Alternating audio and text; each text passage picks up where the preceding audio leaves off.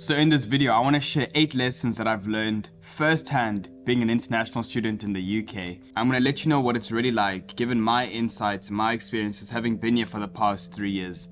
So if you're dreaming of studying abroad or you're just curious about the experience, then let's get into it. For those of you who don't know, my name is Sabela Mushesh and I'm currently a student at the University of Leeds studying a BA Business Management. Now look, if you're looking to study in the UK, the very first thing you need to consider is that your university is upon the Russell Group. And the second thing that you need to do is you need to get comfortable with navigating online education. So we typically use a platform, as you can see here, it's called Minerva, and it allows you to go through all your modules, all the breakdowns of your announcements, your class timetables, and basically see when your assessments are. Now look, in terms of international students, you are bound to meet so many. I mean, so many.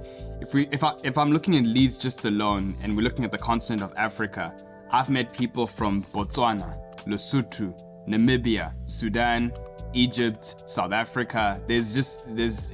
I could go on, but just understand that there'll be a lot of international students in your university. Now, when it comes to accommodation, there is a lot to consider, right? So typically universities will guarantee your accommodation if you apply before the November deadline, but if you also fall into these specific 3 categories. First year undergraduates who are not coming through clearing, undergraduate exchange students, and international students that will be paying international fees. Now, typically the rule of thumb that I would say is when it comes to selecting the accommodation that you're gonna stay in, there's 3 things to consider.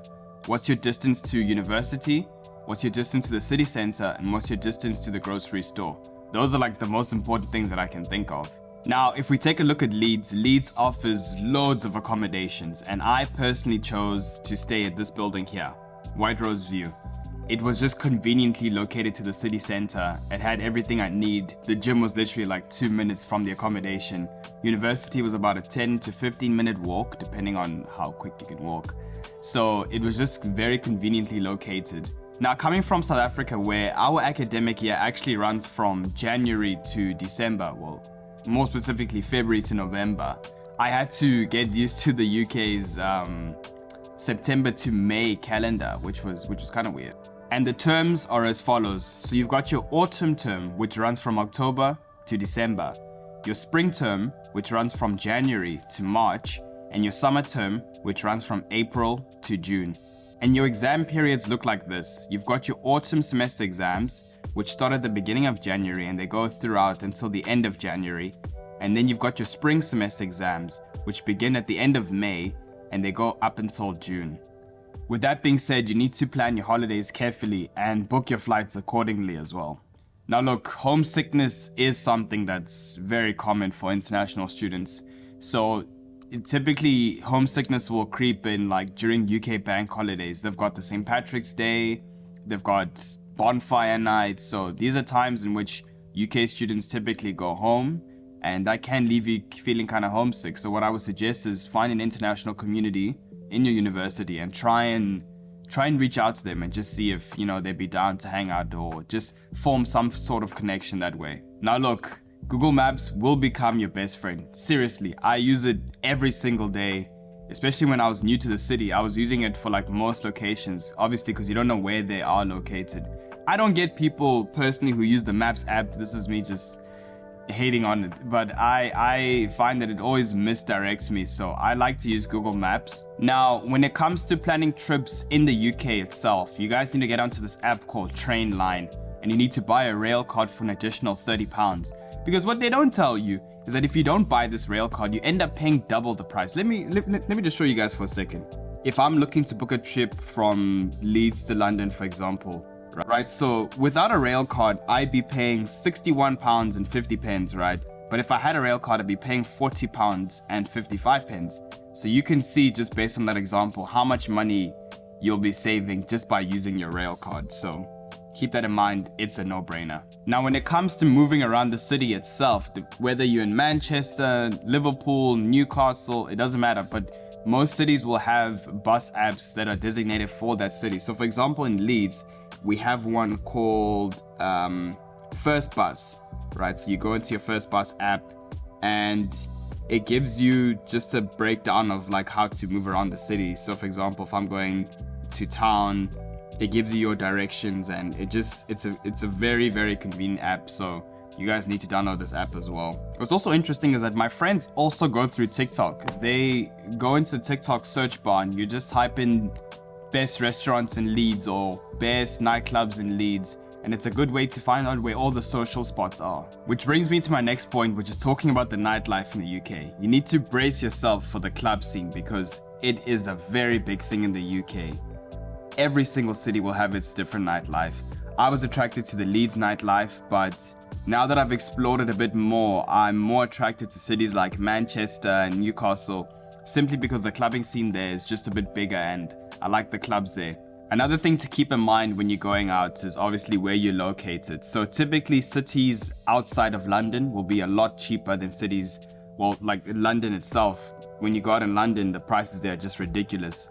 So in Leeds and Newcastle, for example, the prices are pretty similar. But don't fret about cash because some places will offer 2-for-1 cocktails. So places like Angelica in Leeds, located in the city centre, is very convenient for this because it helps you save quite a bit of money. And do not leave home without your IDs. One thing I need to warn you guys about is that not all IDs fly. For some reason, I've had friends from other countries have trouble when it comes to presenting their IDs when we're at nightclubs. I don't know why. I really don't know why.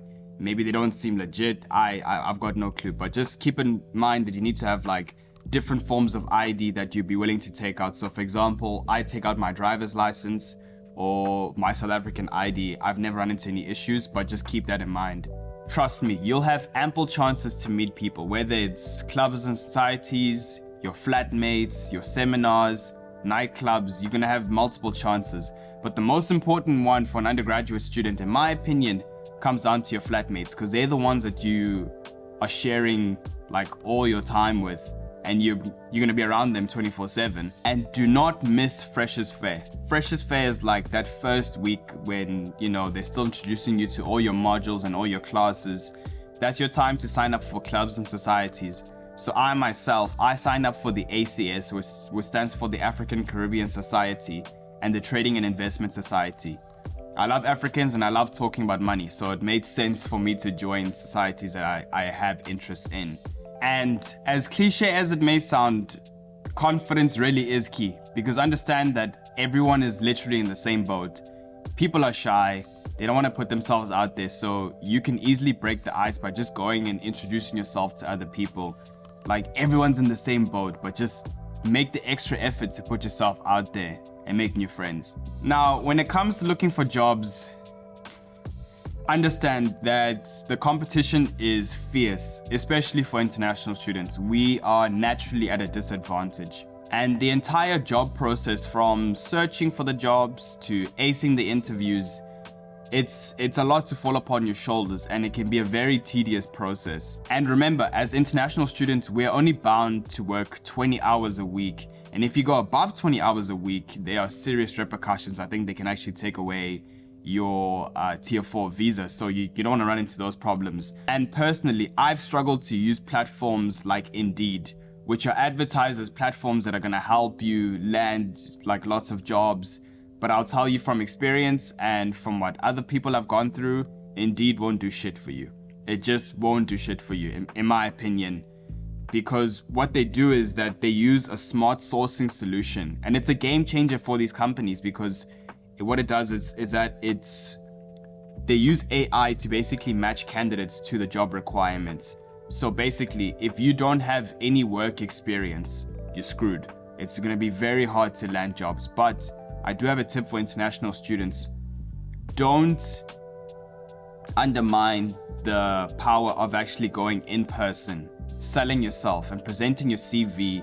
You know, go to places and ask them if there are any vacancies, and basically sell yourself. I know a lot of people who've landed jobs this way, so it can definitely help you guys. Also, learn to tap into networking and using career services provided by the university.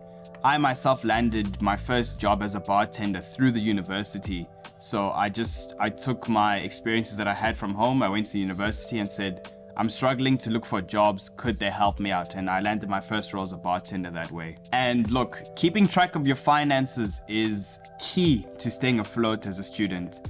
Budgeting is one of the most important skills that you need to master, especially upon arrival in the UK. Personally, I rely on using Notion and Revolut to help keep track of my finances. Revolut is my main banking app because it's super convenient for international transfers and it's just easy to allocate money efficiently. Revolut offers lots of perks like cash bonuses, which is actually a plus for international students. So if you actually invite a friend using your link, you can get upwards of £200. All they have to do is just sign up using your link.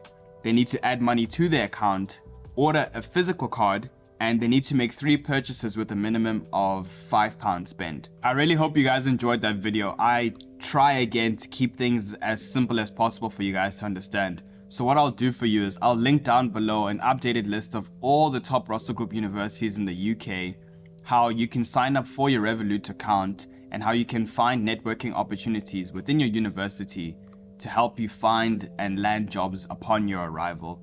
So I hope you guys really did enjoy that video. Don't forget to like, comment, and subscribe and share the video with other international students. Take care, guys.